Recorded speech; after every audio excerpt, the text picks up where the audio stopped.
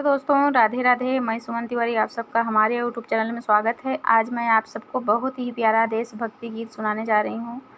बहुत सुंदर गीत है, फुल आवाज़ के साथ सुनिएगा। कमेंट बॉक्स में बताइएगा ये गीत आप सबको कैसे लगा। तो चलिए शुरू करती हूँ। धरती माता करेली पुकार हो, देशवा बचाला बीरन भैया। धरती माता करेली पुकार हो, देशवा बचाला बीरन भैया। देशवा बचाला भैया, देशवा बचाला, देशवा बचाला भैया, देशवा बचाला। धरती माता करेली पुकार हो, देशवा बचाला बीरन भैया। बेरी बेरी करेली पुकार हो, फौजी बन के आजा बीरन भैया। बेरी बेरी करेली गोहार हो, तू फौजी बन के आजा बीरन भैया।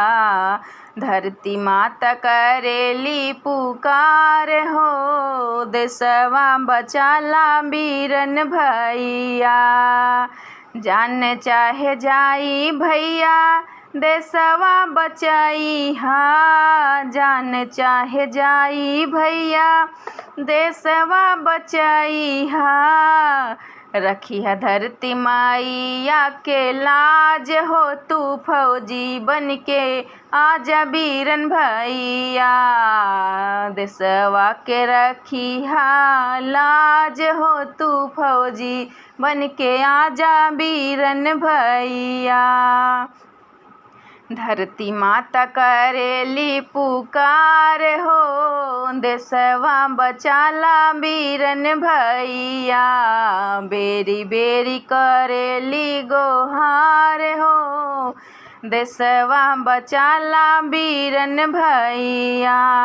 देशवा बचाला भैया, देशवा बचाला, देशवा बचाला भैया, देशवा बचाला।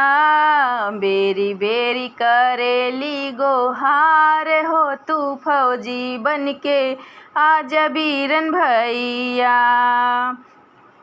15 अगस्त भैया झंडा लहराया, 15 अगस्त भैया झंडा लहराया। जय हिंद नारवा लगाए हो, देशवा बचाला बीरन भैया। जय हिंद नारवा लगाया हो, तू देशवा बचाला बीरन भैया। देशवा बचाला भैया, देशवा बचाला। बेरी बेरी करेली पुकार हो, तू देशवा बचाला बीरन भैया। धरती माता करेली पुकार हो, तू देशवा बचाला बीरन भैया। बेरी बेरी करेली गोहार हो, देशवा बचाला बीरन भैया। फौजी बन के आया तू आज हो, तू देशवा बचाला बीरन भैया।